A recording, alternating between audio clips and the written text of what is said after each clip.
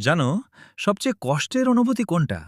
যখন তুমি ভেতর থেকে ভেঙে যাচ্ছ, কিন্তু কাউকে সেটা বোঝাতেও পারছো না। মানুষ ভাবে তুমি ঠিক আছো, কারণ তুমি হাসো, কথা বলো, চুপচাপ থাকো। কিন্তু তারা জানে না, প্রতিদিন রাতে তুমি নিজের সাথে যুদ্ধ করো। কখনো কখনো এতটা চাপ লাগে, মনে হয় চিৎকার করে কাঁদি, কিন্তু শব্দও বের হয় না।